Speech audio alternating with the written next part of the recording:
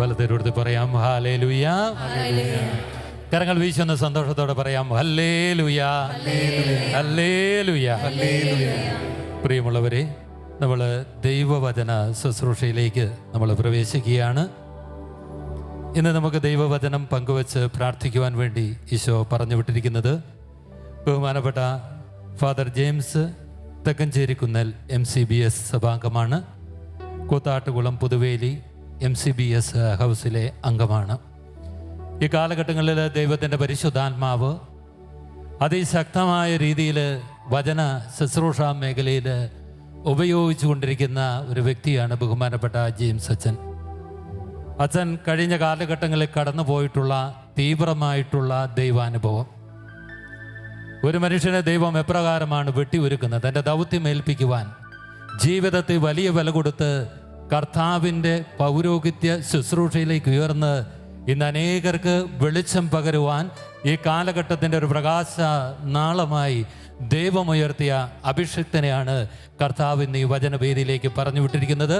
ശക്തമായി കരമടിച്ച് വലിയ സന്തോഷത്തോടു കൂടി നമുക്ക് ഈ വചനവേദിയിലേക്ക് അച്ഛനെ സ്വാഗതം ചെയ്യാം. ഈശോയിൽ സ്നേഹം നിറഞ്ഞവരെ, തീർച്ചയായിട്ടും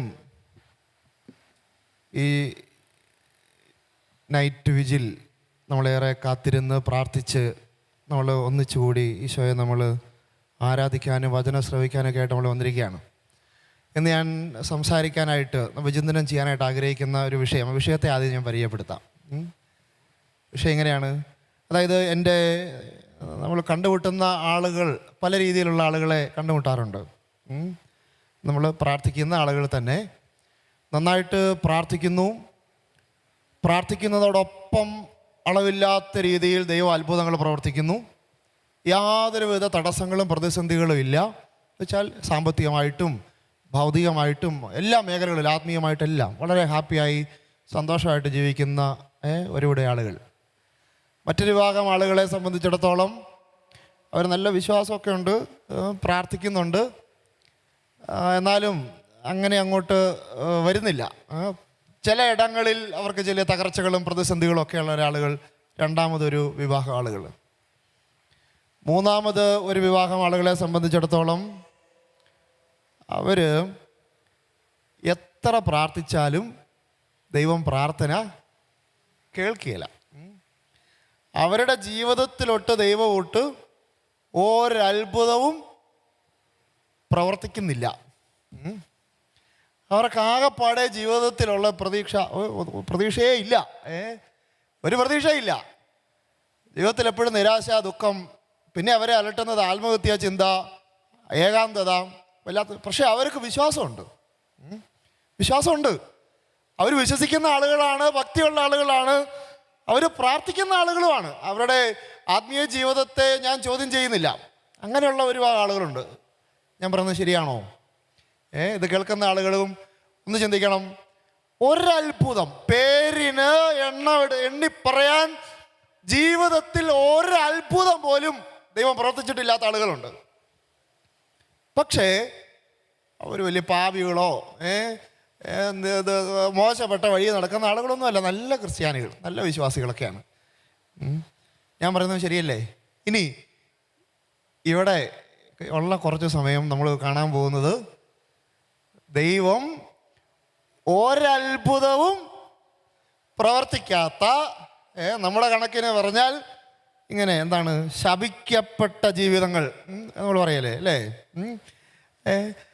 അങ്ങനെ ഒരു പ്രതീക്ഷയും ജീവിതത്തിൽ ഇല്ലാത്ത, ദൈവം ഇതുവരെയും ഇടപെടാത്ത ആളുകളോടാണ് ഞാൻ ഇന്ന് സംസാരിക്കാനായിട്ട് പോകുന്നത്.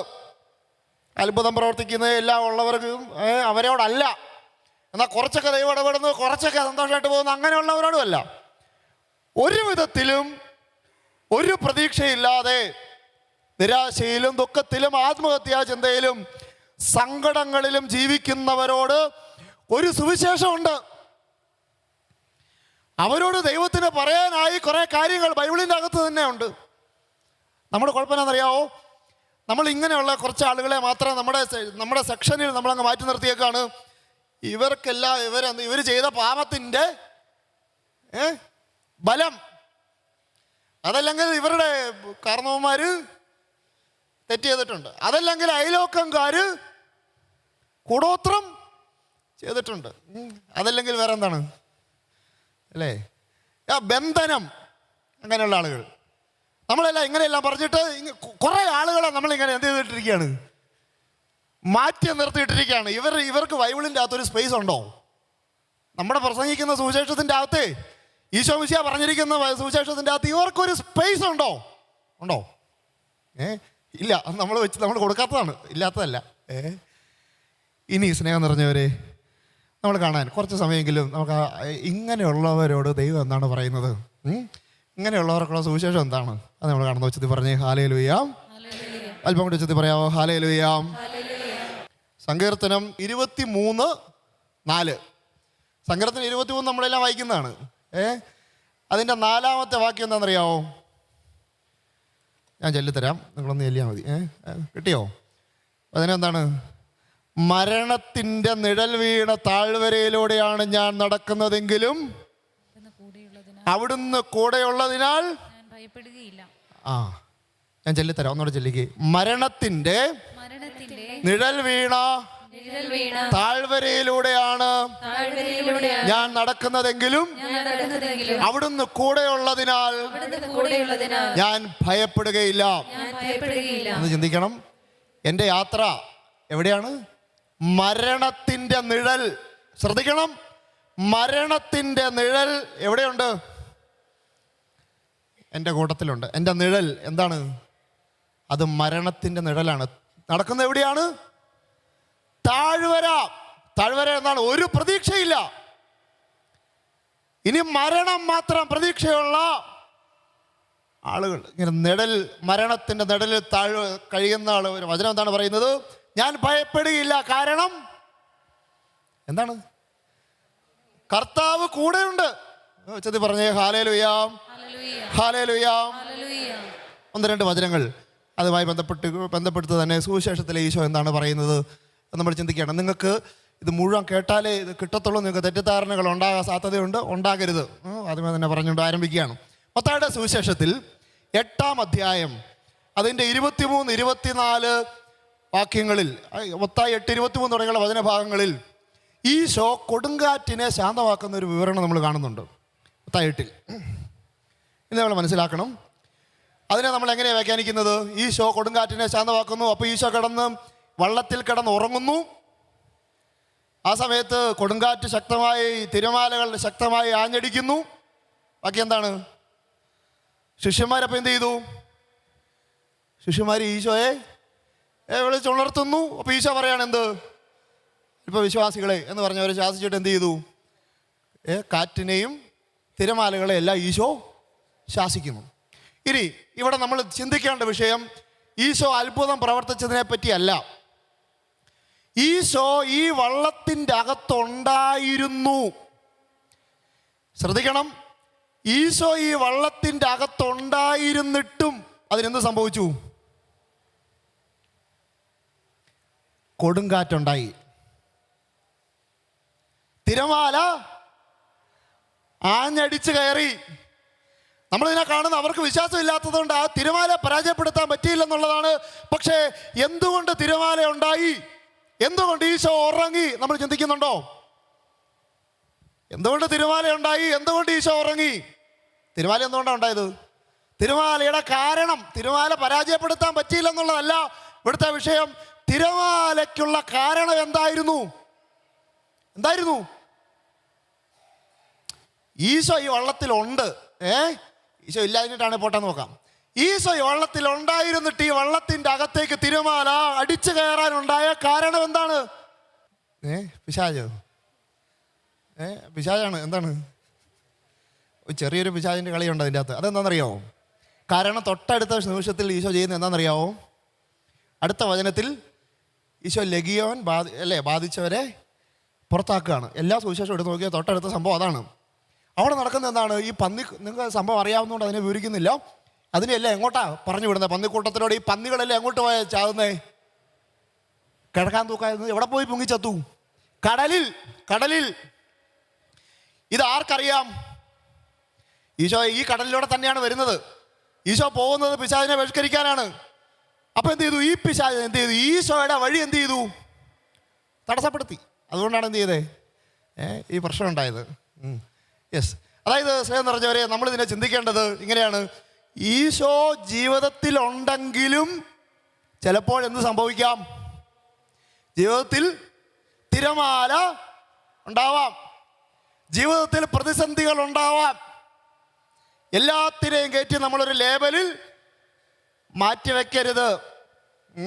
ഇനി ഇത് എന്തിനു വേണ്ടിയിട്ടാണ് ഈ തിരമാല ഉണ്ടായത്? ദൈവം ജീവിതത്തിൽ വലിയ ഒരു അത്ഭുതം പ്രവർത്തിക്കാൻ പോവാണ്. എന്ത്? ഈ തിരമാല എന്ത് ചെയ്തു? ദൈവം ശാസിക്കുകയാണ്, അല്ലേ? ദൈവം പ്രവർത്തിക്കാൻ പോവാണ്. പക്ഷെ അതിനു മുന്നേ എന്തുണ്ടാവണം? ഒരു തിരമാല ഉണ്ടാവണം. നമുക്ക് തിരമാലയെല്ലാം ബന്ധനമാണ്, തിരമാലയെല്ലാം നമുക്ക് പ്രശ്നമാണ്. പക്ഷെ തിരമാല ജീവിതത്തിൽ ഉണ്ടായാലേ നിന്റെ ജീവിതത്തിൽ ദൈവം പ്രവർത്തിക്കുന്നത് നിനക്ക് മനസ്സിലാകാൻ പറ്റൂ. ഉച്ചത്തിൽ പറയാം ഹല്ലേലൂയ, ഹല്ലേലൂയ. യോഹന്നാന്റെ സുവിശേഷത്തിൽ 11-ാം അധ്യായത്തിൽ എടുക്കണമെന്നില്ല, അതിൻ്റെ അകത്ത് ഈശോ ലാസറിൻ്റെ സംഭവം പറയുന്നുണ്ട്. മരിച്ച ലാസറിനെ ഉയർപ്പിക്കുന്ന സംഭവങ്ങളാണ് യോഹന്നാൻ 11-ൽ പറയുന്നത്. അതിനകത്ത് 11:3 വചനം എങ്ങനെയാണ്? ഈശോയോട് പറയാണ്, ഈശോയെ അങ്ങ് സ്നേഹിക്കുന്ന ലാസർ രോഗിയായിരിക്കുന്നു. ശ്രദ്ധിക്കണം, ഈശോയോട് പറയാണ്, വചനം അങ്ങനെ തന്നെയാണ്. ഈശോ സ്നേഹിക്കുന്ന ലാസർ എന്തായി മാറി? രോഗിയായി മാറി. നടക്കുമോ? നമ്മുടെ കൺസെപ്റ്റിൽ, നമ്മുടെ കാഴ്ചപ്പാടിൽ അങ്ങനെ രോഗം ഉണ്ടാകാൻ പറ്റുമോ ഈശോ സ്നേഹിക്കുന്ന ഒരാൾക്ക്?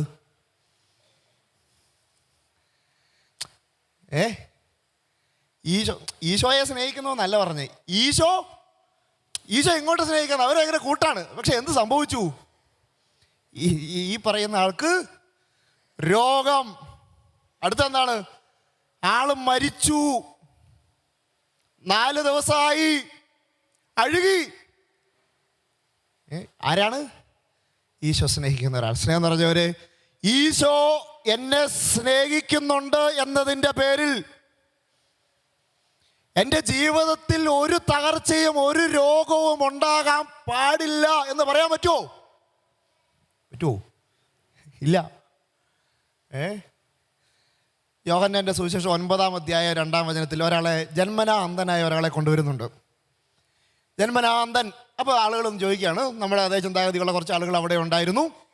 ആളൊന്ന് ചോദിക്കുന്നു, റബ്ബി ഇവൻ അന്ധനാകാൻ കാരണം? അപ്പോൾ ഈശോ എന്താ പറയുന്നത്? ഇവൻ ശാപമാണെന്നോ ചോദിക്കുന്നത്? ഇവൻ്റെ മാതാപിതാക്കന്മാരുടെയോ പാപം നിമിത്തമാണോ ഇവൻ അന്ധനായി മാറിയത്? അപ്പോൾ ഈശോ എന്താ പറയുന്നത്? ഇവൻ്റെയോ, നിനക്കറിയാം, ഇവൻ്റെ മാതാപിതാക്കന്മാരുടെയോ പാപം നിമിത്തമല്ല. ഇത് ഈശോ പറയുന്ന സുവിശേഷമാണ്. ഇവൻ അന്ധനായി ജനിച്ചതിൻ്റെ പിന്നിൽ ദൈവത്തിന് പ്രവർത്തിക്കാനായിട്ടുള്ള ഒരു സ്പേസ് അവിടെ ദൈവം ഉണ്ടാക്കിയെടുക്കായിരുന്നു. ചെത്തി പറഞ്ഞേ ഹല്ലേലൂയ, ഹല്ലേലൂയ. മറ്റൊരു വചനം ഒക്കെ അറിയാം, കാനായിലെ നടന്ന സംഭവം. കാനായിൽ കല്യാണം വരുന്നത്, അവിടെ നമ്മൾ നോക്കിയേ. ഈശോയെ ഇവർ നേരത്തെ ക്ഷണിച്ചിട്ടുണ്ടായിരുന്നു. ഈശോ കല്യാണത്തിന് സമയത്ത് കുറഞ്ഞ് വീഞ്ഞില്ലാതെ പോയപ്പോൾ ഈശോ അവിടെ ഉണ്ടായിരുന്നു. ശ്രദ്ധിക്കണം, ഈശോ അവിടെ ഉണ്ടായിരുന്നിട്ടും എന്തുകൊണ്ടാണ് വീഞ്ഞ് തീർന്നു പോയത്? ഈശോ അവിടെ ഉണ്ടായിരുന്നു, ഈശോയെ ക്ഷണിച്ചു, എന്നിട്ടെന്ത് പറ്റി? അവരുടെ കാൽക്കുലേഷൻ തെറ്റി. അതെന്തിനു വേണ്ടിയിട്ടാണ്? ഞാൻ പറഞ്ഞോളൂ, വേറൊന്നും വിചാരിക്കില്ല. അതെന്തിനു വേണ്ടിയിട്ടാണ്? നിങ്ങൾക്ക് കിട്ടി, റൂട്ട് കിട്ടി. അവരുടെ ജീവിതത്തിൽ അല്ലേ ഈ ഒരു കുറവുണ്ടായാലേ അടുത്ത നിമിഷത്തിൽ അതിലും വലിയത് മനുഷ്യനുണ്ടാക്കാൻ പറ്റാത്ത തരത്തിലുള്ള മേൽത്തരം വീഞ്ഞ് അവർക്ക് കൊടുക്കാൻ ദൈവത്തിന് പറ്റൂ. അപ്പോൾ ഉടനെ കുറവുണ്ടാകുമ്പോഴേ നമ്മൾ എന്ത് ചെയ്യരുത്? കുറവുണ്ടാകുമ്പോഴേ നമ്മുടെ കാൽക്കുലേഷൻ തെറ്റും. നമ്മുടെ കണക്കിന് ജീവിതം മുന്നോട്ട് പോകത്തില്ലാത്ത സാഹചര്യങ്ങൾ വരും. അവിടെ കിടന്ന് നമ്മൾ ബഹളം വെക്കരുത്, നിരാശപ്പെടരുത്, തകരരുത്. കാരണം എന്താണ്? മേൽത്തരം വീഞ്ഞ് നിനക്കായി വെയിറ്റിങ്ങിലാണ്. നമ്മളെന്ത് ചെയ്ത് ഇടയ്ക്ക് വെച്ച് നിർത്തിപ്പോവും. കുറവ് വരുമ്പോഴേ നമ്മൾ പരിപാടി അവസാനിപ്പിക്കുകയാണ്. കുറേ സ്ഥലങ്ങളിൽ മെഴുകുതിരി കത്തിച്ച് നോക്കും നടക്കുമോ എന്ന്. ഇല്ലാതെ കാണുമ്പോൾ നമ്മൾ എന്ത് ചെയ്യും? തല മുണ്ടിട്ട് അല്ലേ, ഞാൻ തല കൊണ്ടിട്ട് നമ്മൾ അടുത്ത കണിയാൻ്റെ അടുത്ത് പോകും. എന്താണ്? നമുക്ക് കാര്യം നടക്കണം. നമുക്ക് ഈശോ അല്ല പ്രധാനപ്പെട്ടത്. നമുക്ക് പ്രശ്നം എന്താണ് അല്ലേ? നമ്മുടെ തടസ്സങ്ങൾ മാറുന്നതിന് വേണ്ടിയിട്ടാണ് നമ്മുടെ സ്പിരിച്വാലിറ്റി അവിടെ കിടക്കുന്നത്. ഇനി പോട്ടെ, പരിശുദ്ധ അമ്മയുടെ ജീവിതം ഒന്ന് എടുത്തേ.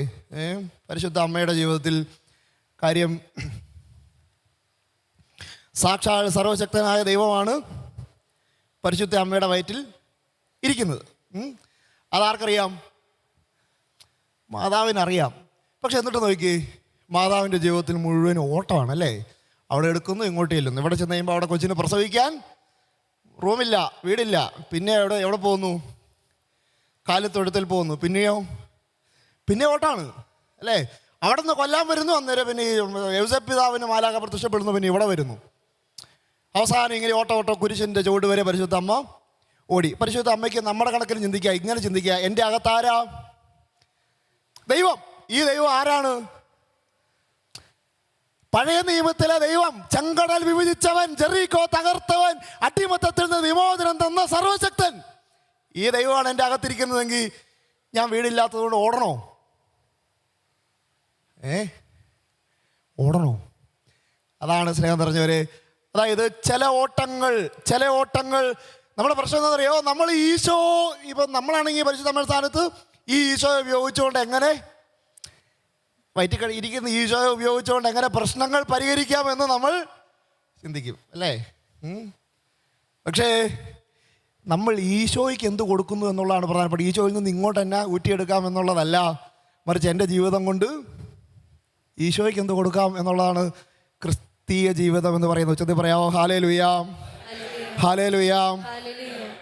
അടുത്തൊരു വചനം, കുറച്ച് വചനങ്ങൾ സുവിശേഷത്തിൽ തന്നെ നമുക്ക് കാണാം. മത്തായിയുടെ സുവിശേഷം 7:24-25 വചനം. അതിങ്ങനെയാണ്: ഒരു വിവേകമതിയെയും ഭോഷനെയും ഈശോ താരതമ്യപ്പെടുത്തിക്കൊണ്ട് ഈശോ പറയുന്ന വചനഭാഗമാണ് മത്തായി 7. എന്താണ്? ഇങ്ങനെയാണ് വിവേകമതിയായ മനുഷ്യൻ. അവൻ എന്ത് ചെയ്യുന്നു?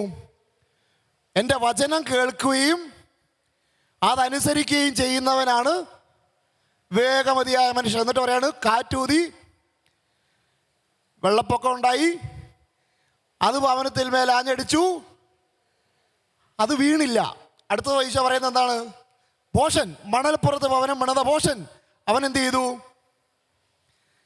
വീട് പണിതു, കാറ്റൂതി വെള്ളപ്പൊക്കം ഉണ്ടായി, അത് ഭവനത്തിൽ മേൽ ആഞ്ഞടിച്ചു, അത് വീണില്ല. ഒന്ന് ശ്രദ്ധിച്ചേ, ഇങ്ങോട്ടൊന്ന് ശ്രദ്ധിച്ചേ. അതായത് വചനം കേൾക്കുകയും അനുസരിക്കുകയും ചെയ്തവൻ്റെ വീട്ടിലും എന്തുണ്ടായി? ചിന്തിക്കണം, എന്തുണ്ടായി? വെള്ളപ്പൊക്കം ഉണ്ടായി, കാറ്റാഞ്ഞടിച്ചു. വചനം കേൾക്കുകയും അതനുസരിക്കുകയും ചെയ്തവൻ്റെ വീട്ടിലും വെള്ളപ്പൊക്കം ഉണ്ടായി, അത് അതിന്മേൽ ആഞ്ഞടിച്ചു. പക്ഷെ എന്ത് സംഭവിച്ചില്ല? വീണില്ല. മറ്റവൻ്റേതോ? ഇതാണ് വചനം കേട്ടതിൻ്റെ പേരിൽ, അനുസരിക്കുന്നത് ഉള്ളതിൻ്റെ പേരിലോ എൻ്റെ ജീവിതത്തിൽ ഒന്നും ഉണ്ടാവാൻ പാടില്ല എന്ന് പറയാൻ പറ്റുമോ? നമ്മളതിനൊന്ന് തുറന്ന് ചിന്തിക്കണം കേട്ടോ. ഇതെല്ലാം ഈശോയിൽ വിശ്വസിക്കുന്നതിൻ്റെ പേരിൽ മുഴുവൻ അനുഗ്രഹങ്ങളും, ഈശോയിൽ വിശ്വസിക്കുന്നതിൻ്റെ പേരിൽ എല്ലാ ഐശ്വര്യവും, നിൻ്റെ ജീവിതത്തിൽ ഒരു തടസ്സം ഉണ്ടായില്ല എന്നൊരു സുവിശേഷവും പഠിപ്പിക്കുന്നില്ല. ശ്രദ്ധിച്ച് കേൾക്കണം. എന്നൊരു സുവിശേഷവും വേറെ കാര്യം പറയാം. നമ്മുടെ പത്രോസ് വെള്ളത്തെ കൂടെ കയറി പോകുന്ന സംഭവം ഉണ്ടല്ലോ. ഈശോ എങ്ങനെ നടന്നു വരുന്നു, ആ പത്രോസ് ഇങ്ങനെ കുറച്ച് വരുന്നു, താണു പോകുന്നു. സംഭവം നിങ്ങൾക്കറിയാമെന്ന് വിചാരിക്കുന്നു. അതിൻ്റെ വചനം എങ്ങനെയാണ്? ഈശോ നടന്നു വരുന്നത് കണ്ടപ്പോൾ പത്രോസ് ഈശോയോട് ചോദിക്കുകയാണ്. പത്രോസ് ഈശോയോട് ചോദിച്ചെന്ത്? ഞാനും വന്നോട്ടെ. അപ്പോൾ അടുത്തെന്താണ്? ഈശോ പറഞ്ഞു വരൂ. അങ്ങനെ തന്നെയാണ് വചനം കേട്ടോ. ഈശോ വരൂ എന്ന് പറഞ്ഞിട്ട് ഇറങ്ങിയ പത്രോസിന് എന്ത് പറ്റി? താണുപോയി. നമ്മൾ ശ്രദ്ധിക്കണം. അതായത് ഈ പത്രോസ് ഈശോയോട് ആലോചന ചോദിച്ച് പ്രാർത്ഥിച്ചെടുത്ത തീരുമാനമാണ് ഏത്? വെള്ളത്തിന്റെ മണ്ടക്കട നടക്കാനായിട്ടുള്ളത്. പത്രോസ് പ്രാർത്ഥിച്ചെടുത്ത തീരുമാനമാണത്. ഈശോയോട് ചോദിച്ചിട്ടെടുത്ത തീരുമാനം. പക്ഷെ എന്ത് സംഭവിച്ചു? താണുപോയി. അതിന്റെ അർത്ഥം എന്താണ്? ഈ താഴുമ്പോഴാണ് ഇങ്ങനെ ഒരാൾ പിടിച്ച് പൊക്കുന്നതിൻ്റെ ബലം അറിയത്തുള്ളൂ. ചെതി പറഞ്ഞ ഹല്ലേലൂയ. ഇതിൻ്റെ തന്നെ വചനത്തിന് തൊട്ട് മുമ്പ് ഈ വെള്ളത്തിൽ ഇവർ പോകുന്നത് എങ്ങനെയാണെന്നറിയാമോ? വചനം വായിച്ചാൽ മനസ്സിലാവും. ഈശോ അവരെ നിർബന്ധിച്ച് പറഞ്ഞയക്കുകയാണ്. ചുമ്മാതെയല്ല, നിർബന്ധിച്ച് ഈശോയാണ് ഇവരെ പറഞ്ഞയക്കുന്നത്. ഈശോ നിർബന്ധിച്ച് പറഞ്ഞയച്ച ശിഷ്യന്മാരുടെ വള്ളത്തേലാണ് എന്തുണ്ടായത്? വെള്ളപ്പൊക്കം ഉണ്ടായത്. നിങ്ങൾക്ക് സംശയം ഉണ്ടെങ്കിൽ വചനമുണ്ട്. സംശയമുണ്ടോ?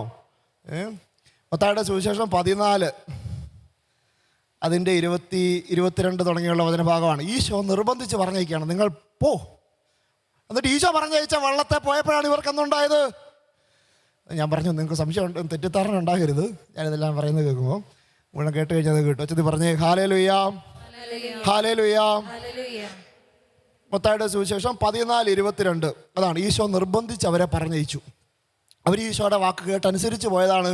പക്ഷേ അവരുടെ ഈ യാത്രയിലും എന്തുണ്ട്? വെള്ളപ്പൊക്കം ഉണ്ടാകുകയാണ്. നമ്മുടെ ജീവിതത്തിൽ ചിലപ്പോൾ വെള്ളപ്പൊക്കങ്ങൾ ഉണ്ടാവാം, ചിലപ്പോൾ തടസ്സങ്ങളുണ്ടാവാം.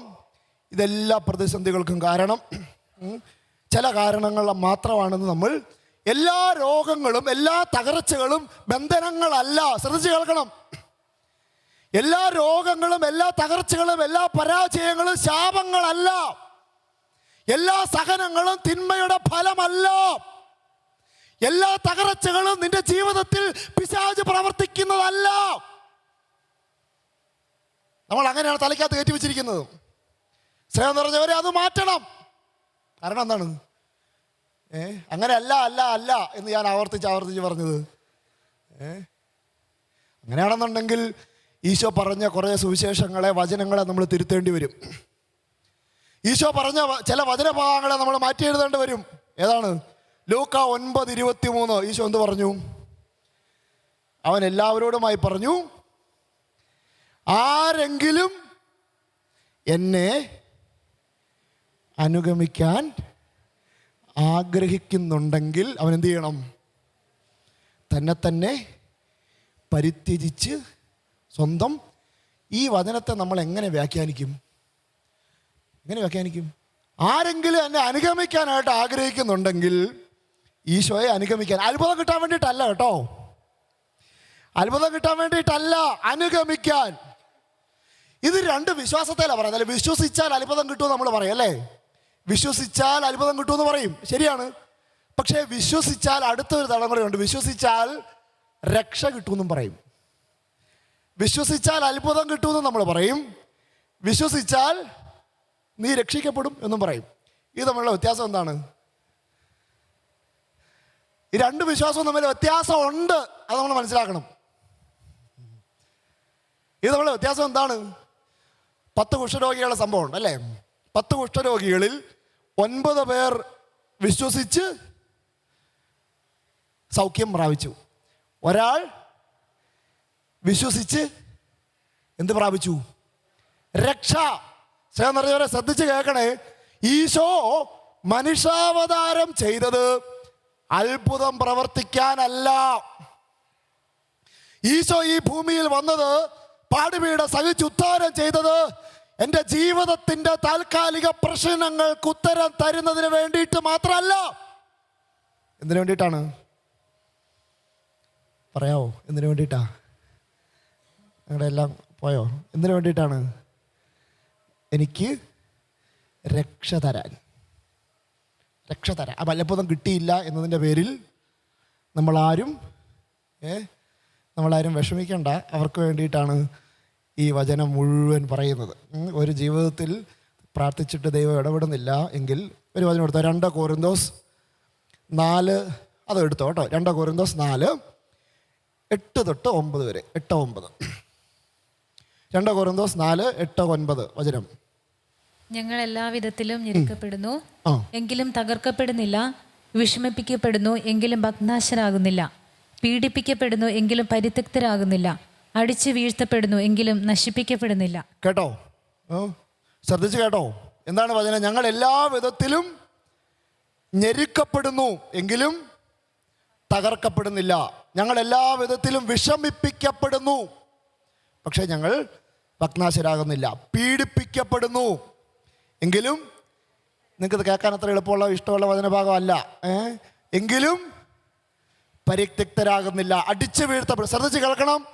ഈശോയിൽ വിശ്വസിക്കുന്നു എന്നതിൻ്റെ പേരിൽ, നീ പ്രാർത്ഥിക്കുന്നവനാണ് എന്നതിൻ്റെ പേരിൽ ഞെരുക്കപ്പെടൽ ഉണ്ടാകില്ല എന്ന് പറയാൻ പറ്റില്ല. തകർക്കപ്പെടൽ ഉണ്ടാകില്ല എന്ന് പറയാൻ പറ്റില്ല. വിഷമങ്ങൾ ഉണ്ടാകില്ല എന്ന് പറയാൻ. പക്ഷേ അപ്പുറത്തൊന്നും നമ്മൾ ഇതെല്ലാം ഉണ്ടാവും, പക്ഷെ എന്ത് സംഭവിക്കുകയില്ല, ഞങ്ങളെ തീർത്ത് നശിപ്പിക്കാൻ പറ്റില്ല. യെസ്. അടുത്ത വചനം റോമ 8:36. റോമ 8:36 വചനം പറയുന്നതാണ്, നിന്നെ പ്രതി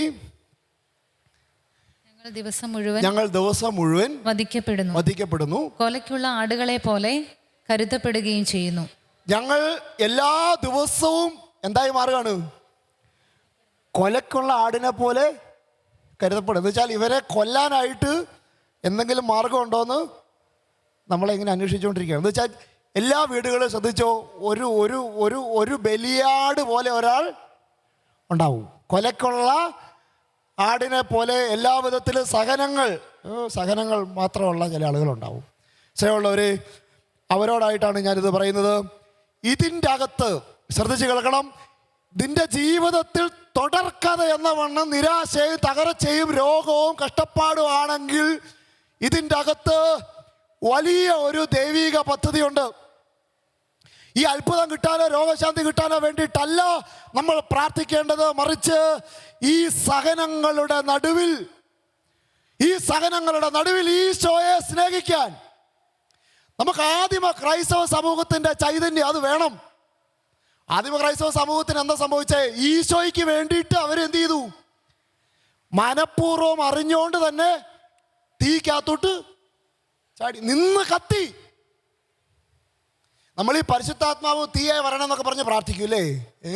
ഇത് എന്തിനു വേണ്ടിയിട്ടാണ് നമ്മൾ പ്രാർത്ഥിക്കുന്നത്? കൈയടിച്ച് പാട്ടുപാടാൻ നമുക്ക് നല്ല എളുപ്പമാണ്, നല്ല ശക്തിയാണ്. പക്ഷേ പ്രശ്നം എന്താണെന്നറിയാമോ? ഈ തീ എന്ന് പറയുന്നത് കുറെ വരങ്ങൾക്കും ശക്തിക്കും വേണ്ടിയിട്ട് മാത്രമുള്ളതല്ല. ഈ തീ സഹനത്തിന്റെ തീക്കകത്തിങ്ങനെ വെന്തുരുകിയിട്ട് സന്തോഷത്തോടെ നിൽക്കാനായിട്ടുള്ള ശക്തി കിട്ടാനാണ് ഈ തീ ഉണ്ടെങ്കിൽ എവിടെ പോകൂ? സ്വർഗത്തിൽ പോകും. നമ്മൾ ഈ അത്ഭുതം പറഞ്ഞ് ഇവിടെ കൊണ്ട് തീർപ്പിക്കുകയാണ് എല്ലാം. ഇത് തുറന്നു കൊടുക്കണം, സ്വർഗത്തിന്റെ വാതിൽ. ഞാനിത് വെറുതെ പറയുന്നതല്ല. ജീവിതത്തിൽ കണ്ടപ്പോൾ മനസ്സിലാക്കണം അല്ലേ? കുറെ പ്രശ്നമുള്ള അല്ലേ, എന്തോ കുഴപ്പമുള്ള ഒരു അച്ഛനാണ്. ഈ അച്ഛൻ എന്തോ പ്രശ്നമുണ്ടെന്ന് നിങ്ങൾ കേട്ടപ്പോൾ തുടങ്ങി അല്ലേ? കാണുമ്പോൾ തുടങ്ങി വിചാരിച്ചു കാണും അല്ലേ? എന്തോ പ്രശ്നമുണ്ട്, കാര്യമായിട്ട് കുറച്ച് പ്രശ്നമുണ്ടെന്ന് നിങ്ങൾക്ക് ഇപ്പോൾ മനസ്സിലായി. യെസ്, ഉച്ചത്തിൽ പറയാമോ? ഹല്ലേലൂയ. വളരെ നമ്മൾ സുവിശേഷത്തിൻ്റെ മർമ്മത്തിൽ നിന്ന് മാറരുത്, സുവിശേഷത്തിൻ്റെ മർമ്മത്തിൽ നിന്ന് വിട്ടുപോകരുത്. ഈശോ അത്ഭുതങ്ങൾ അടയാളങ്ങളൊക്കെ പ്രവർത്തിക്കും, ശരിയാണ്. പക്ഷേ ഇതിനു വേണ്ടിയിട്ട് മാത്രം ആയിരിക്കരുത് ഞാൻ പള്ളി വരികയും പ്രാർത്ഥിക്കുകയും ചെയ്യുന്നത്. എന്തിനു വേണ്ടിയിട്ടായിരിക്കണം? ഈശോ പറഞ്ഞു, എന്നെ അനുഗമിക്കുന്നവൻ നീ പള്ളി ക്രിസ്ത്യാനി ആകണമെന്നുണ്ടെങ്കിൽ എന്ത് ചെയ്യണമെന്ന് ഈശോ പറഞ്ഞേ. അതിൻ്റെ അകത്ത് നമുക്ക് വെള്ളം ചേർക്കാൻ പറ്റുമോ? ഈ വചനത്തിൻ്റെ അകത്ത് വെള്ളം ചേർക്കാൻ പറ്റില്ല. ലൂക്കാ 14:27 വചനം എങ്ങനെയാണ്? കുരിശെടുക്കാത്തവൻ എൻ്റെ ശിഷ്യനായിരിക്കാൻ യോഗ്യനല്ല. സ്നേഹമുള്ളവരെ, നമ്മൾ ഈ കുരിശിനെ ഒഴിവാക്കിക്കൊണ്ട് ഭയങ്കര ശിഷ്യത്വമാണ്.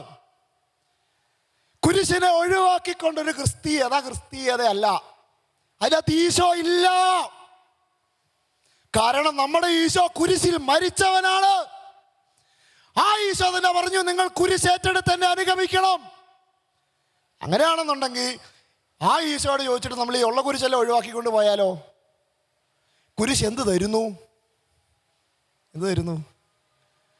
കുരിശ് എന്ത് തരുന്നു? സ്നേഹമുള്ളവരെ, നിത്യതയിലേക്കുള്ള വെളിച്ചം തരുന്നു. നമുക്ക് സ്വർഗത്തിൽ പോകാൻ വേണ്ടിയിട്ടല്ലേ നമ്മൾ ജീവിക്കുന്നേ? ആണോ? അതിങ്ങനെ പറഞ്ഞാൽ മാത്രം പോരാ. നമ്മുടെ ജീവിതത്തിൽ പ്രശ്നങ്ങൾ വരുമ്പോഴാണ് ശരിക്കും ഞാൻ സ്വർഗത്തിൽ പോകാനുള്ള വേണ്ടിയിട്ടാണോ അല്ലയോ എന്ന് നമുക്ക് മനസ്സിലായി. തകരരുത്. സത്യം പറയാമോ? Hallelujah, hallelujah, hallelujah.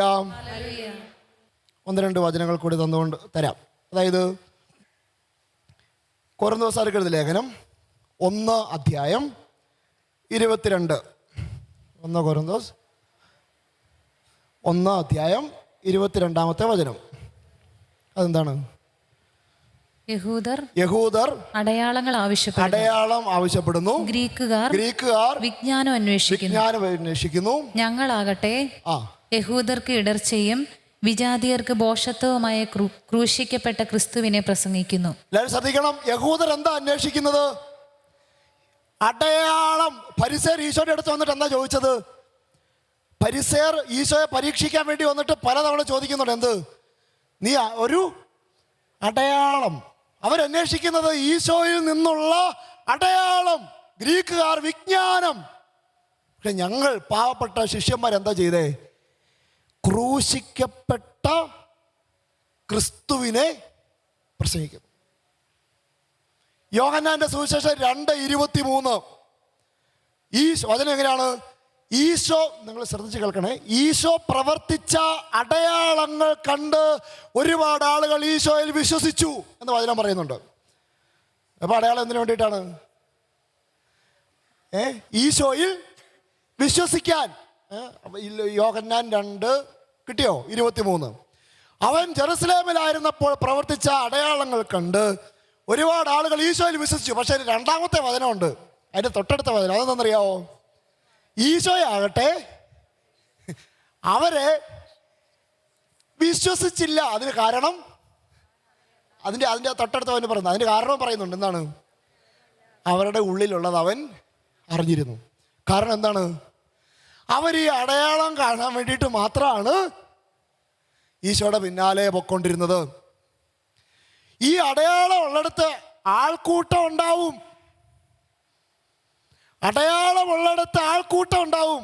കാരണം യോഹന്നാന്റെ സുവിശേഷം 6:2 വചനം പറയാണ്, ഒരു വലിയ ജനക്കൂട്ടം അവനെ അനുഗമിച്ചു. കാരണം അവൻ രോഗികളിൽ പ്രവർത്തിച്ച അടയാളങ്ങൾ അവർ കണ്ടിരുന്നു. ഞാൻ പറയുന്നത് നിങ്ങൾക്ക് മനസ്സിലാവുന്നുണ്ടോ? നമ്മൾ ഈ അത്ഭുതം തേടി പോകുന്ന നാമമാത്ര ക്രിസ്ത്യാനിയായി മാറരുത്. സുവിശേഷം ജീവിക്കുന്നവരാകണം. സുവിശേഷം എന്നാൽ അത് ഈശോയെ അനുഗമിക്കുന്നതാണ്. പറയേ ഹല്ലേലൂയ. അതിനാ സ്നേഹം നിറഞ്ഞവരെ, നിന്റെ ജീവിതത്തിൽ തകർച്ചകളും പ്രതിസന്ധികളും ഉണ്ടോ? അതിൻ്റെ അർത്ഥം നിന്റെ കൂട്ടത്തിൽ ആരുണ്ടെന്നാണ്? ഈശോ ഉണ്ടെന്നുള്ളതിൻ്റെ തെളിവാണത്. നിന്റെ ജീവിതത്തിൽ പ്രതിസന്ധികളും പ്രതികൂലങ്ങളും നിരന്തരം അലട്ടുന്നുണ്ടോ? നീ മരിച്ചു കഴിയുമ്പോൾ എവിടെ പോകും? കുറെ സഹിച്ചതിൻ്റെ പേര് പോവില്ല. എങ്ങനെ സഹിക്കണം? പ്രായം നേർന്ന് ദുഃഖിച്ച അയ്യോ ഈശോ കുരിശാണ് പറഞ്ഞേക്കുന്നത്, അതിൻ്റെ പേര് കുറെ സഹിച്ചേക്കാം എന്ന് വിചാരിച്ച് സഹിച്ചാൽ ഉറത്തി പോവോ? എങ്ങനെ സഹിക്കണം? നമ്മുടെ ദാനിയേൽ പ്രവാചകന്റെ പുസ്തകത്തിൽ 3 ചേട്ടായിമാർ തീക്കകത്തോട്ട് പോകുന്ന സംഭവം ഉണ്ടല്ലേ, നിങ്ങൾക്കറിയാം, വിശദീകരിക്കുന്നില്ല. അവരിങ്ങനെ പറയുന്നുണ്ട്, ഞങ്ങൾ നീ പറയുന്ന ദൈവത്തെ ആരാധിക്കുകയല്ല. ഇനി പറയാണ്. അപ്പോൾ പുള്ളി പറഞ്ഞു, ഞങ്ങൾ നെബൂഖദ്നേസർ രാജാവാണ്, രാജാവ് പറഞ്ഞു ഞങ്ങൾ നിന്നെ പിടിച്ച് തീക്കകത്തിടും. അന്നേരം അവർ പറഞ്ഞെന്താണ്? ഈ യുവാക്കൾ പറഞ്ഞെന്താണ്? നീ ഞങ്ങളെ പിടിച്ച് തീക്കകത്തിട്ട് അപ്പോൾ ദൈവം ഞങ്ങളെ രക്ഷപ്പെടുത്തുമെന്ന് ഇവരാദ്യം പറയുന്നുണ്ട്. ഞങ്ങളുടെ ദൈവം ഞങ്ങളെ മോചിപ്പിക്കും. അടുത്ത വചനം എന്താണ്? ഞങ്ങളുടെ ദൈവം ഞങ്ങളെ മോചിപ്പിച്ചില്ലെങ്കിലും ഞങ്ങൾ നിന്റെ ദൈവത്തെ ആരാധിക്കില്ല. മോചിപ്പിക്കില്ല എന്ന് അവർ പറയാൻ കാരണം എന്താണ്? അപ്പം മോചിപ്പിക്കും എന്നവർ പ്രതീക്ഷിക്കാനുള്ള കാരണം ദൈവം അത്ഭുതം പ്രവർത്തിക്കുമെന്ന് വിശ്വസിച്ചു. ഈ തീക്കകത്തിടുമ്പോൾ ദൈവം അത്ഭുതകരമായി തീയിൽ നിന്ന് അവരെ രക്ഷപ്പെടുത്തുമെന്ന് ഈ വാക്കൾ വിശ്വസിച്ചു. ഇനി അടുത്ത വചനം പറയുകയാണ്, മോചിപ്പിച്ചില്ലെങ്കിലും എന്ന് വെച്ചാൽ അക്ഷരാർത്ഥത്തിൽ ഇവർ തീക്കകത്തോട്ട് ചാടി മരിച്ചാലും അങ്ങനെയാണ്. മോചിപ്പിച്ചില്ലെങ്കിലും എന്ന വാക്കിൻ്റെ അർത്ഥം തീക്കകത്ത് ചാടി മരിച്ചാലും ഞങ്ങൾ പാപം ചെയ്യില്ല. എന്നുവെച്ചാൽ അതിൻ്റെ അർത്ഥം എന്താണ്? അവർ തീക്കകത്ത് ചാടി, ദൈവം തീ ഇല്ലാതാക്കിയോ? ദൈവം തീ ഇല്ലാതാക്കിയോ? പക്ഷെ ദൈവം എന്താ ചെയ്തേ? തീക്കകത്ത് ആരെ കൊണ്ടുവന്നു? ദൈവദൂതന്മാരെ കൊണ്ടുവന്നു. കിട്ടിയോ? ഞാൻ പറഞ്ഞതിന് അർത്ഥം മനസ്സിലാവുന്നുണ്ടോ? ഈ തീ മാറാൻ വേണ്ടിയിട്ടാണ് നമ്മൾ നടക്കുന്നത്. ദൈവം വരുന്നത് എന്തിനാണ്? കത്തുന്ന തീക്കകത്തേക്ക് ദൂതനെ അയക്കാൻ വേണ്ടിയിട്ടാണ്. ആര് വരുന്നത്? ദൈവം. അടുത്ത വചനം എന്താണെന്നറിയോ? ഈ തീക്കകത്ത് ജലകണികൾ നിറഞ്ഞ കാറ്റയച്ചു. എന്നുവെച്ചാൽ അതിൻ്റെ അകത്ത് അവർക്ക് ചൂട് അനുഭവപ്പെട്ടോ? തണുപ്പ്, AC, ജലകണിക നിറഞ്ഞ കാറ്റെന്ന് പറഞ്ഞാൽ എന്താണ്? AC അനുഭവമാണ്. സ്നേഹം നിറഞ്ഞവര്, നമ്മൾ ഈ പരിശുദ്ധാത്മാവിൻ്റെ തീ, ഞാൻ വീണ്ടും ആവർത്തിക്കുന്നു, പരിശുദ്ധാത്മാവിൻ്റെ തീ പറയുമ്പോൾ നമ്മൾ ശ്രദ്ധിക്കണം. ഈ സഹനാഗ്നിക്കകത്ത് നിന്ന് ജ്വലിക്കാൻ പരിശുദ്ധാത്മാവ് നൽകുന്ന ഒരു ഫലമാണ് സഹനശക്തി. നമ്മൾ അതിനു വേണ്ടിയിട്ടാണ് അഭിഷേകം പ്രാപിക്കേണ്ടത്. പുതിയ തലമുറ എഴുന്നേൽക്കേണ്ടത് അത്ഭുതം കിട്ടാനും അത്ഭുതം തേടാനുമല്ല, നിന്ന് കത്തുന്ന അഭിഷേകം കിട്ടാൻ. ഓടിപ്പോകുന്നവരാകരുത്. ചെത്തി പറഞ്ഞേ ഹല്ലേലൂയ, ഹല്ലേലൂയ, ഹല്ലേലൂയ, ഹല്ലേലൂയ. അതായത് സുവിശേഷം പഴയ നിയമത്തിലേക്കല്ല, ഞാൻ വിശദീകരിക്കുന്നില്ല. ഏത് വചനം എടുത്താലും ഈ ഒരു അർത്ഥം അവിടെ കാണാൻ പറ്റും. എൻ്റെ കാര്യം ഞാൻ പറയാം. ഞാൻ ആദ്യമേ തന്നെ പറയാം. ഞാനിങ്ങനെ നടന്നുകൊണ്ടിരിക്കുന്നത് എനിക്ക് ഒരുമിച്ച് കുറേ സമയത്ത് ഒരു സ്ഥലത്ത് നിൽക്കാൻ പറ്റിയല്ലാത്തത് കൊണ്ടാണ്. അല്ല, വേറെ നടപ്പിൻ്റെതായ വേറെ പ്രശ്നങ്ങളൊന്നും ഉള്ളത് കൊണ്ടല്ല. സെമിനാരി പഠിച്ചുകൊണ്ടിരുന്ന കാലം ഇങ്ങനെ ചട്ടൊന്നും നിങ്ങൾക്കറിയാവോ? ചട്ടൊന്നും ഇല്ലാതെ ആണ് ഞാൻ സെമിനാരിയിലേക്ക് വന്നത്. അങ്ങനെ ആദ്യത്തെ 3 കൊല്ലം കഴിഞ്ഞ് ഫിലോസഫി പഠനം, തത്വശാസ്ത്ര പഠന കാലഘട്ടത്തിൽ എൻ്റെ ഈ കാലിന്, ഇടത് കാലിൻ്റെ മുട്ടിന് താഴെയായി ഒരു വേദന ഉണ്ടായി.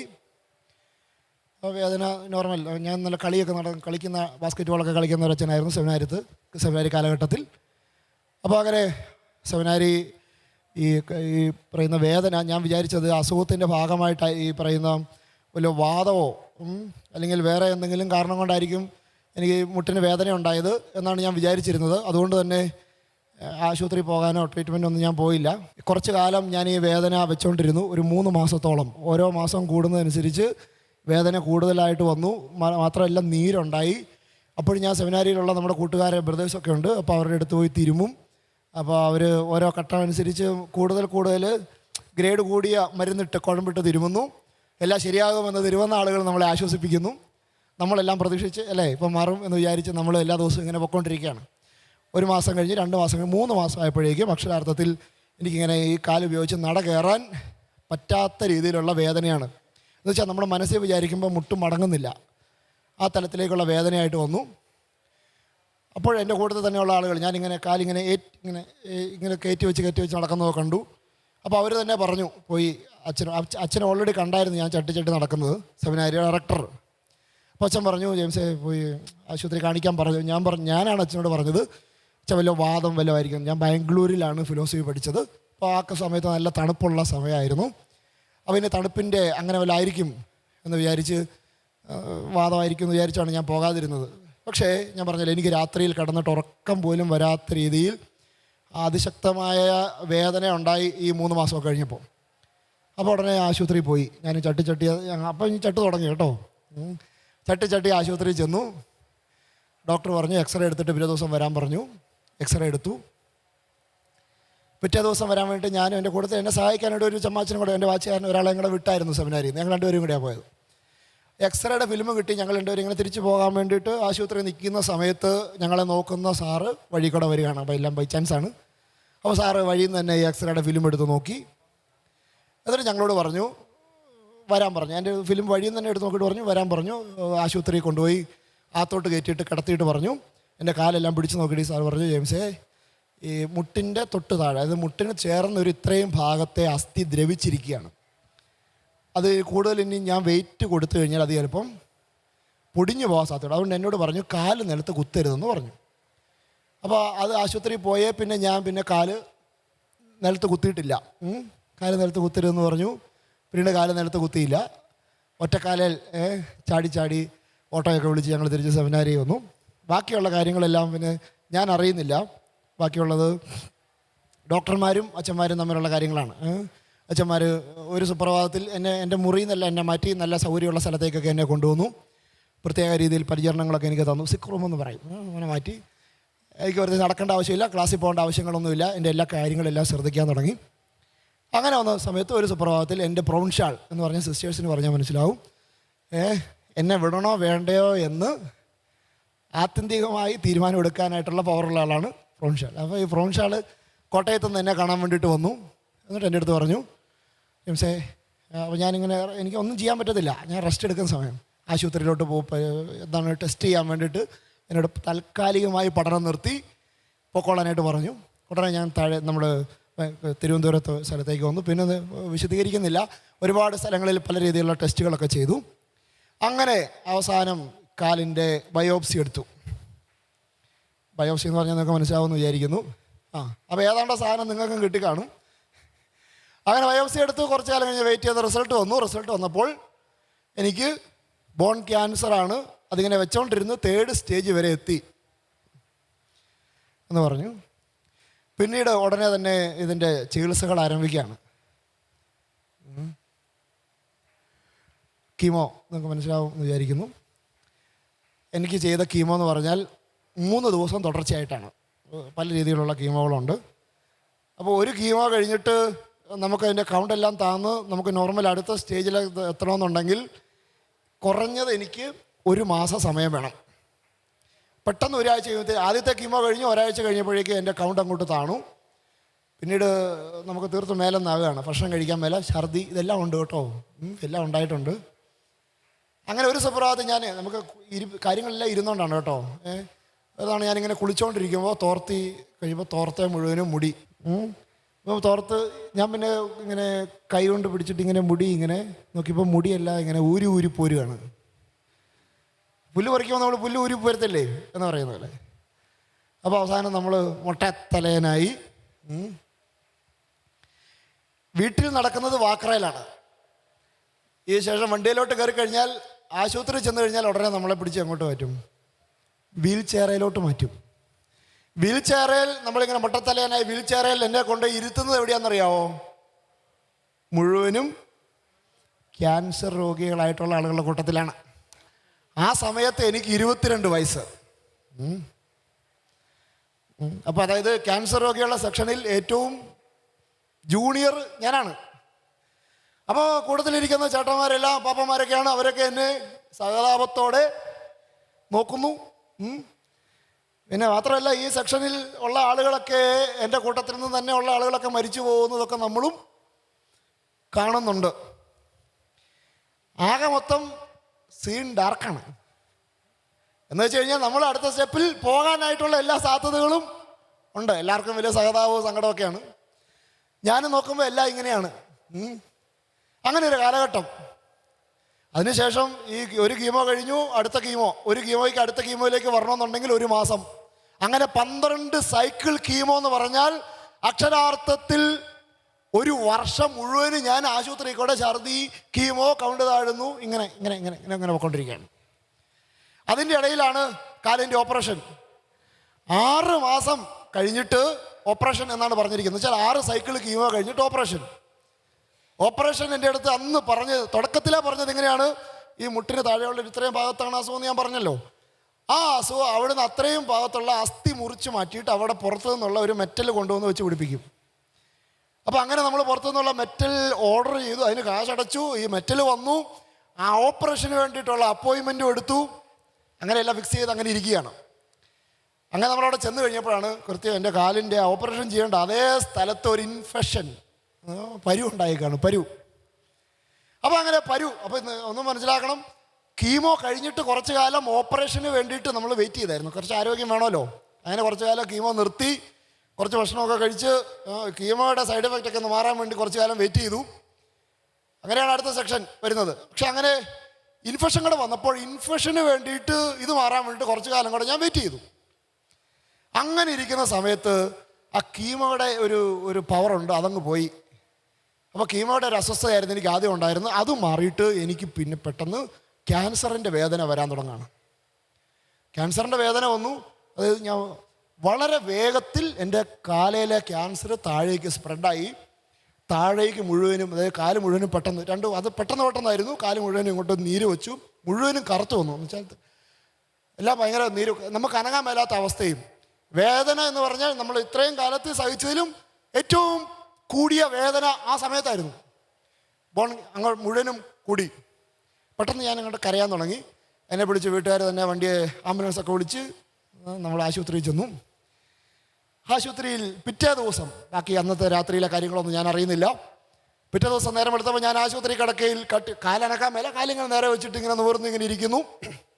ആ സമയത്ത് കുറേ നേഴ്സുമാർ, അച്ഛന്മാരുണ്ട്, വീട്ടുകാരുണ്ട്, പിന്നെ ഇതിൻ്റെ പ്രധാനപ്പെട്ട ഒരു ഡോക്ടർ എല്ലാവരും കൂടെ എൻ്റെ അടുത്തേക്ക് വന്നു. ഈ ഡോക്ടർ ആദ്യം കുറേ തമാശയെല്ലാം പറഞ്ഞു. എന്നിട്ട് എനിക്ക് നമ്മളെ മോട്ടിവേഷൻ തന്നാണ് കേട്ടോ, മോട്ടിവേഷൻ. എന്നിട്ട് എൻ്റെ അടുത്ത് പറഞ്ഞു, ഞാനിങ്ങനെ കാലിങ്ങനെ നോക്കി വെച്ചിട്ട് എൻ്റെ അടുത്ത് പറഞ്ഞു, ജെയിംസേ, കാല് മുട്ടിൻ്റെ മുകളിൽ നിന്ന് മുറിച്ച് മാറ്റണം എന്ന് പറയാണ്.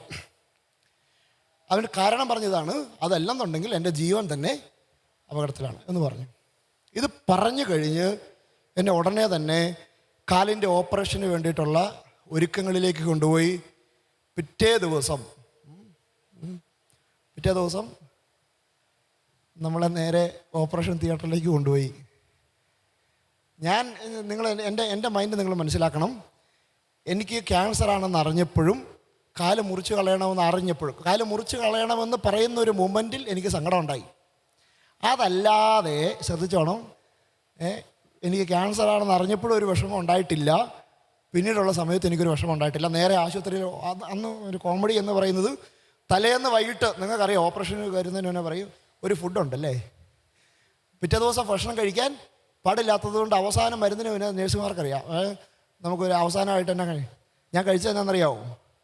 എൻ്റെ അടുത്ത് ഞങ്ങളുടെ സഭയിലെ തന്നെ ഒരു അച്ഛൻ വന്നിട്ട് ചോദിച്ചു, ജെയിംസ് എന്താ വേണ്ടേ?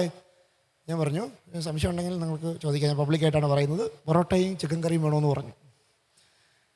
ഞാൻ പൊറോട്ടയും ചിക്കൻ കറിയും എല്ലാം കഴിച്ച് നേരെ പോവാണ്. എങ്ങോട്ട്? കാല് മുറിക്കാൻ. ഞാൻ മുറിക്കുന്നത് വരെ വളരെ ശ്രദ്ധയോടെ ഇരുന്നു. പക്ഷേ ദൈവാനുഗ്രഹം കൊണ്ട് നമുക്ക് ഇവർ അനസ്തേഷ്യ തന്നു, നമ്മുടെ ബോധം പോയി. പിറ്റേ ദിവസം പിന്നീട് എത്രയോ സമയത്തിന് ശേഷം ഞാൻ കണ്ണു തുറന്ന് നോക്കുമ്പോൾ ഞാൻ ഓപ്പറേഷൻ തിയേറ്ററിലല്ല, തിയേറ്റർ ഐസിയുവിൽ 22 വർഷമായി ദൈവം എനിക്ക് ദാനമായി തന്ന ആ കാല് അവിടെ ഇല്ല. കണ്ണു തുറന്ന് നോക്കുമ്പോൾ കാണുന്നത് ഈ ഒരു കുറച്ച് ഭാഗത്ത് ഇങ്ങനെ കെട്ടി ഒരു കെട്ടുണ്ട്, ഒറ്റക്കാലനായി മാറി. എന്ന് പറഞ്ഞവരെ, ഞാൻ എൻ്റെ ജീവിതത്തിൽ ലൈഫ് എന്ന് പറയും, ജീവൻ ഉണ്ടല്ലോ, നമുക്കൊക്കെ ഉള്ള സാധനമുണ്ട് ജീവൻ അല്ലേ, അവയവങ്ങളുടെ ലിസ്റ്റല്ല പറയുന്നത്. ഇപ്പൊ ഇങ്ങനെ കസേരയിൽ ഇവിടെ ഇരുന്നോ, നിങ്ങൾ എവിടെ ഇരുന്നത് കേൾക്കുന്നുണ്ടെങ്കിലും ഏതവസ്ഥയിലാണെങ്കിലും ജീവൻ ഉണ്ടെങ്കിൽ ഞാൻ പറയുന്നത് കേൾക്കണം. ഈ ജീവൻ നമുക്ക് കിട്ടിയത് അനുഭവിക്കാൻ പറ്റുന്നുണ്ടെങ്കിൽ ഇത് പോകുന്ന ഒരു സാഹചര്യം വരണം അല്ലേ. ഇപ്പൊ ഞാൻ ജീവൻ അനുഭവിക്കുന്നുണ്ടെങ്കിൽ ജീവൻ പോകുന്ന ഒരു സാഹചര്യത്തിലേക്ക് വന്നാലേ നമ്മൾ ഇതിൻ്റെ അർത്ഥം ഇപ്പോൾ ഉള്ള ജീവൻ്റെ അനുഗ്രഹം എന്തുമാത്രം ഉണ്ടെന്ന് മനസ്സിലാക്കാൻ പറ്റുള്ളൂ. എൻ്റെ ജീവനെ അല്പം കൂടി ഞാൻ വാല്യൂ കൊടുക്കാൻ, അല്പം കൂടി സീരിയസ് ആയിട്ട് എടുക്കാൻ തുടങ്ങിയത് ഇതിനു ശേഷമാണ്. നിങ്ങൾക്കറിയാമോ, ഒറ്റക്കാലൻ എന്ന നിലയിൽ 2 കാലം നടന്ന ഒരാളാണ്. ബാത്റൂമിൽ പോകണമെങ്കിൽ തുടങ്ങി അങ്ങോട്ട് മുഴുവനും പരസഹായം വേണം. എനിക്ക് ഈ കാലിൻ്റെ സ്റ്റിച്ച് എടുക്കുന്നതിന് മുന്നേ ഞാൻ വെപ്പുകാല് വെച്ചു. വെപ്പുകാല് വെക്കെന്ന് പറയുന്നത് എനിക്ക് മുട്ടില്ല, നിങ്ങൾക്കെല്ലാം നമുക്ക് മുട്ടുണ്ടല്ലേ, മുട്ടയിലാണ് നമ്മൾ കയറ്റം കയറി ഇറക്കാറില്ല. എനിക്ക് മുട്ടില്ല. എൻ്റെ മുട്ടെന്ന് പറയുന്നത് ഇങ്ങനെ വെപ്പുകാലിലെ ഇങ്ങനെ വെച്ചാൽ ഇങ്ങോട്ട് വരും, ഒരു ബാലൻസിങ് ആണ്. എന്ന് വെച്ച് കഴിഞ്ഞാൽ ഇത് നടക്കാനായിട്ട് ഞാൻ സ്പെഷ്യൽ ഒരു സ്കൂളിൽ പോയി നടക്കാൻ പഠിച്ചു. ഒരു ബാലൻസിങ് ആണ്. അങ്ങനെ തിരിച്ചു വന്നു. അപ്പോൾ ഇത്രയും കാലത്തിൻ്റെ ഇടയിൽ എൻ്റെ ജീവിതത്തിൽ എന്തെങ്കിലും അത്ഭുതങ്ങൾ ഉണ്ടായിട്ടുണ്ടോ? ഉണ്ടായോ? പക്ഷേ എനിക്ക് ഈശോയോടുള്ള സ്നേഹമാണെങ്കിൽ ഒട്ടും കുറഞ്ഞിട്ടുമില്ല.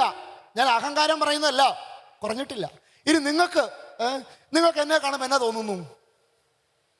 ഒറ്റക്കാലനായ ഒരാൾ ഇങ്ങനെ നിന്ന് നിങ്ങളോട് സംസാരിക്കുമ്പോൾ രണ്ട് കാലുള്ള ആളുകളോടാണ് ഞാൻ ചോദിക്കുന്നത്.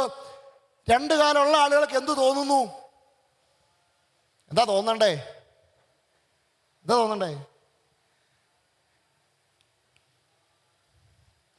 എനിക്ക് രണ്ട് കാല് കിട്ടിയതിൽ നിങ്ങൾ നന്ദി പറയണം, അതിൽ സന്തോഷിക്കാൻ പറ്റണം.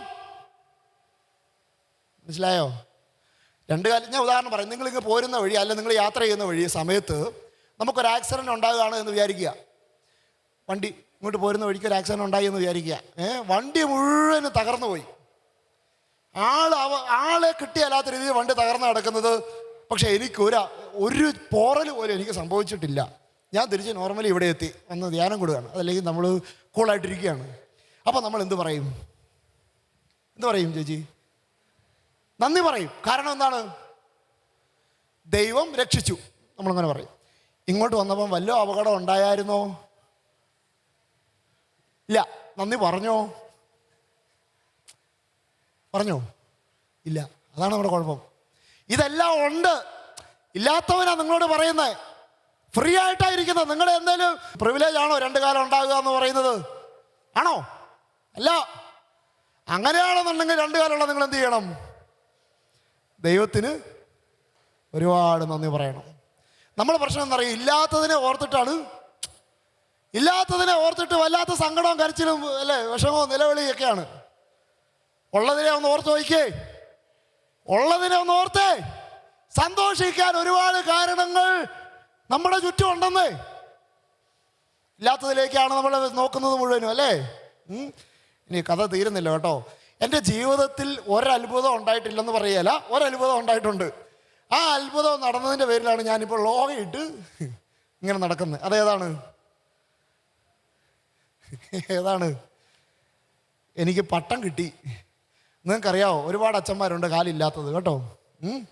അത് ഞാൻ വലിയ എൻ്റെ പ്രിവിലേജായിട്ട് പറയുന്നില്ല. കാലില്ലാത്ത അച്ഛന്മാരൊക്കെ ഇഷ്ടം പോലെ ഉണ്ട്. പക്ഷേ എൻ്റെ ഇത്രയും കാലത്തെ അന്വേഷണത്തിന് ഇനി നിങ്ങൾക്കും വേണമെങ്കിൽ പോയി അന്വേഷിക്കുക. ഇത് കേൾക്കുന്നവർക്ക് ആർക്കും അന്വേഷിക്കാം. കാലില്ലാത്ത ഒരാൾക്ക് പട്ടം കൊടുത്തിട്ടുണ്ടോന്ന് മനസ്സിലാവുന്നുണ്ടോ? പട്ടം കൊടുത്തിട്ട് പിന്നെ കാല് മുറിച്ച് കളഞ്ഞ അച്ഛന്മാർ ഇഷ്ടം പോലെ ഉണ്ട്. പക്ഷേ എനിക്ക് കാലില്ലാതിരുന്നിട്ട് പിന്നെ 7 കൊല്ലം പഠിച്ചിട്ടാണ് ഞാൻ ദിവ്യകാരുണ്യ മിഷണറി സഭ എന്ന് പറയുന്ന ഒരു സഭയിലെ അച്ഛനാണ്. MCBS എന്ന് പറയും. അപ്പോൾ എൻ്റെ അധികാരികളെ വേണമെങ്കിൽ ചിന്തിക്കുക, ഇവനെ പട്ടം കൊടുത്തിട്ട് സഭയ്ക്ക് എന്തേലും ഗുണമുണ്ടോ? ഇവനെ നോക്കാൻ വേറൊരു അച്ഛനെ സ്പെഷ്യൽ അപ്പോയിന്റ് ചെയ്യണം, അല്ലേ? ആ സാഹചര്യത്തിൽ എനിക്ക് പട്ടം തന്നു സഭ. കാരണം എന്താ? ദൈവത്തിൻ്റെ വിളി, അത്രേ ഉള്ളൂ. ഇത് മനുഷ്യൻ്റെ ലോജിക്കാണോ? അല്ല. ഇനി ഞാനൊരു കാര്യം പറയാം.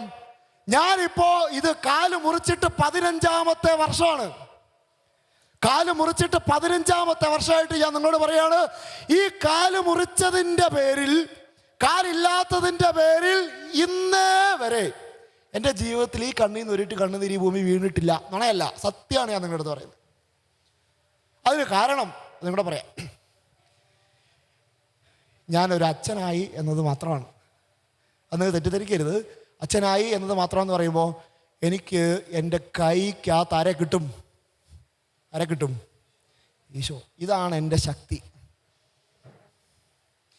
എൻ്റെ കൈക്കകത്ത് നിങ്ങളാരും വന്നിട്ട് അച്ഛനെ എങ്ങനെ ഖുർആൻ ചൊല്ലണമെന്ന് പഠിപ്പിക്കുകയല്ല. എനിക്ക് എൻ്റെ സൗകര്യം അനുസരിച്ച് എൻ്റെ ഈശോയോട് എനിക്ക് പറയാം. എൻ്റെ സ്വകാര്യ നിമിഷങ്ങളിൽ എനിക്ക് കുർബാനയോട് എത്ര സമയം വേണേലും സംസാരിക്കാം. എൻ്റെ കൈക്കകത്ത് ഈശോയെ. ഇതാണ് എൻ്റെ ശക്തി. ജീവിതത്തിൽ സഹനങ്ങളുണ്ട്, പക്ഷേ ഒന്നും എന്നെ സങ്കടപ്പെടുത്തിയിട്ടില്ല. അതിന് കാരണം ഈ കുർബാനയിലെ ഈശോ എനിക്ക് തരുന്ന ഒരു എനർജി. അതാണ് ഉച്ചത്തിൽ പറഞ്ഞേ ഹല്ലേലൂയ, ഹല്ലേലൂയ. ഇതിനു ശേഷം ബാക്കി 6 കീമോയും കഴിഞ്ഞ് വെപ്പുകാല് വെച്ചിട്ട് ഞാൻ സെമിനാരി പോയി 7.5 കൊല്ലം സെമിനാരി പഠിച്ചു. എന്നിട്ടാണ് നിങ്ങൾക്കറിയാം, ഒരാൾ എനിക്കെതിരെ നിന്ന് എനിക്ക് വട്ടം കിട്ടത്തില്ല. എല്ലാം ദൈവനിശ്ചയം പോലെ എല്ലാം സുഗമമായി തന്നെ കടന്നുപോയി, എനിക്ക് വട്ടം കിട്ടി. ഇനി ഇതിൻ്റെ ഇടയിൽ ഒരു സംഭവം കൂടെ ഉണ്ടായി.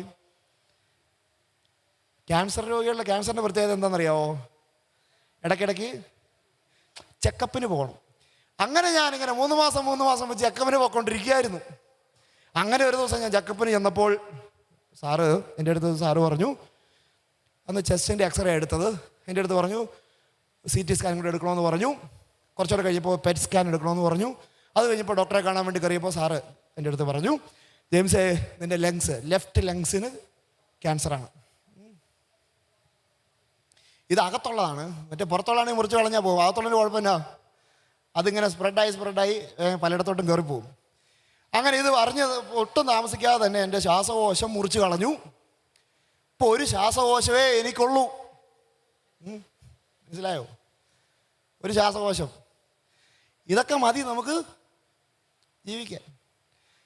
ഞാൻ ഈ ഒരു കാലം ഒരു ശ്വാസകോശമായിട്ട് വളരെ സന്തോഷമായിട്ടാണ് ജീവിക്കുന്നത്. ഇനി ഞാൻ നിങ്ങളുടെ അടുത്തൊരു ചോദ്യം ചോദിച്ചായിരുന്നു, നിങ്ങൾക്ക് എന്നെ കാണുമ്പോൾ എന്നാ തോന്നുന്നു ചോദിച്ചല്ലേ? ഇനി എനിക്ക് നിങ്ങളെ കാണുമ്പോൾ എന്നാ തോന്നുന്നു കൂടെ പറയണ്ടേ? അതിനൊരു വചനം തരാം. 1 പത്രോസ് 4:12. 1 പത്രോസ് 4:12 ഞാൻ ചൊല്ലിത്തരാം, നിങ്ങളെ കയറ്റിയല്ലേ മതി കേട്ടോ.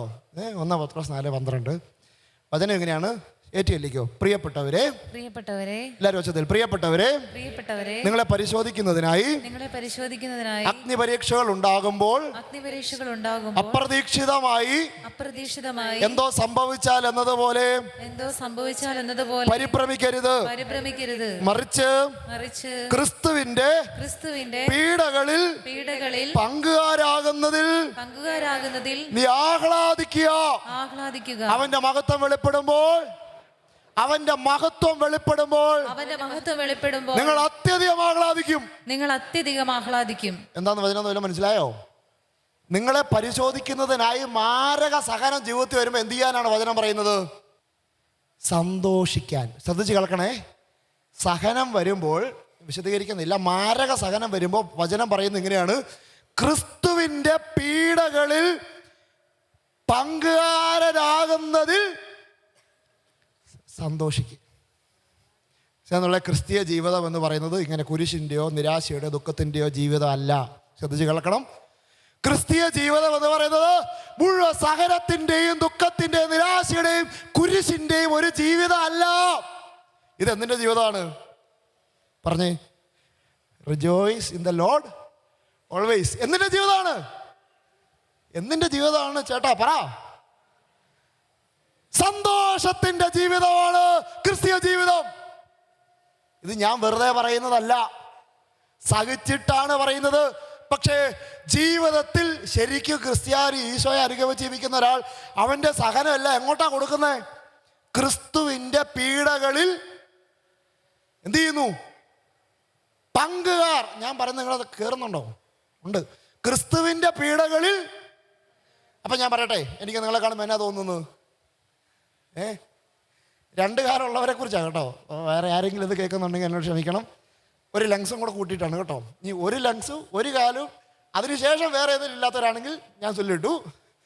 ബാക്കിയുള്ളവരോട് പറയാണ്, നിങ്ങളെക്കാൾ കൂടുതൽ ഈശോ എന്നെയാണ് സ്നേഹിക്കുന്നത്. മനസ്സിലാവുന്നുണ്ടോ? അതുകൊണ്ട് തന്നെ ഞാൻ നിങ്ങളെക്കാൾ കൂടുതൽ സന്തോഷവാനാണ്. നിങ്ങൾക്ക് കിട്ടുന്നുണ്ടോ? ഞാനിങ്ങനെ ജീവിതത്തിൽ ഇതില്ല അതില്ല ഇങ്ങനെ വല്ലപ്പോഴും പലയിടത്തും പോകുമ്പോൾ ഇത് പറയുമ്പോഴേ ഞാൻ എനിക്ക് കാലില്ലെന്നുള്ള കാര്യം ഓർക്കാറുള്ളൂ. ഞാൻ സത്യസന്ധമായിട്ടാണ് നിങ്ങളുടെ അടുത്ത് പറയുന്നത്. അതിനാ സ്നേഹം നിറഞ്ഞവരെ, നമുക്ക് വേണ്ടത് ഈ സന്തോഷത്തിൻ്റെ ജീവിതമാണ്.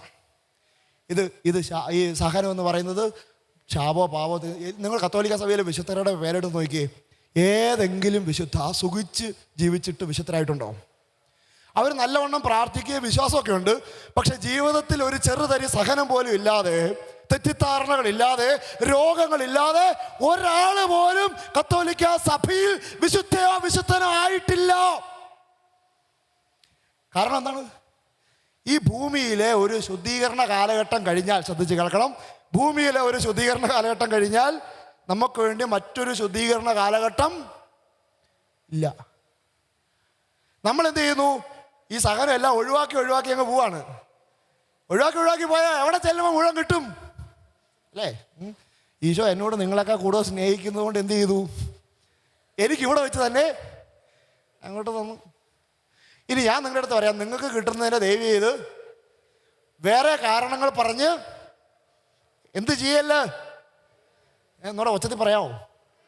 ഒഴിവാക്കരുത്. വല്ലതും മനസ്സിലാവുന്നുണ്ടോ? നമ്മൾ ശരിക്കും ക്രിസ്ത്യാനി ആണെന്നുണ്ടെങ്കിൽ എന്ത് ചെയ്യണം? ഇപ്പോൾ നിന്റെ വീട്ടിൽ നീ സഹിക്കുന്ന സഹനത്തെ ഒഴിവാക്കുകയല്ല, സന്തോഷത്തോടെ സ്വീകരിക്കാം. എഴുന്നേറ്റ് ഒരു നിമിഷം നമുക്ക് കണ്ണടയ്ക്കാം. കരങ്ങൾ ഹൃദയത്തോട് ചേർത്ത് വെച്ചേ. അതിശക്തമായ രീതിയിൽ ഈശോ ഇടപെടുന്ന സമയമാണ്. നമുക്ക് പ്രാർത്ഥിക്കാം. ഈശോയെ, ഞങ്ങളുടെ ജീവിതത്തിലുള്ള സഹനങ്ങളെ പരിപൂർണമായി നിൻ്റെ പക്കലേക്ക് ഇതാ ഞങ്ങൾ വിട്ടുതരുന്നു, ഏൽപ്പിക്കുന്നു, സമർപ്പിക്കുന്നു. ഈശോയെ, നീ ഏറ്റെടുക്കണമേ. ജീവിതത്തിലെ സഹനങ്ങൾക്കുത്തരം ഞങ്ങൾക്ക് കിട്ടുന്നില്ല. വല്ലാത്ത രീതിയിൽ നിരാശ, സങ്കടമാണ്. ഈശോയെ, നീ അതിനെ ആശീർവദിക്കണമേ. നിൻ്റെ സഹനങ്ങളോട് ചേർത്ത് വയ്ക്കുവാൻ, സഹനം തരുന്നവരെ അത് ദൈവത്തിൻ്റെ പദ്ധതിയാണെന്ന് കണ്ട് മനസ്സിലാക്കി അവർ അംഗീകരിക്കുവാൻ, മാരക അഗ്നിശോധനയുടെ നടുവിലും സന്തോഷത്തോടെ കുരിശിലെ ഈശോയെ സ്നേഹിച്ചുകൊണ്ട് ജീവിക്കുവാൻ ഞങ്ങളെ സഹായിക്കണമേ എന്ന് പ്രാർത്ഥിക്കുന്നു. പരിശുദ്ധ പരമ ദിവ്യകാരുണ്യത്തിന്, പരിശുദ്ധ പരമ ദിവ്യകാരുണ്യത്തിന്, പരിശുദ്ധ പരമ ദിവ്യകാരുണ്യത്തിന് ആരാധനയും സ്തുതിയും പുകഴ്ചയും ഉണ്ടായിരിക്കട്ടെ.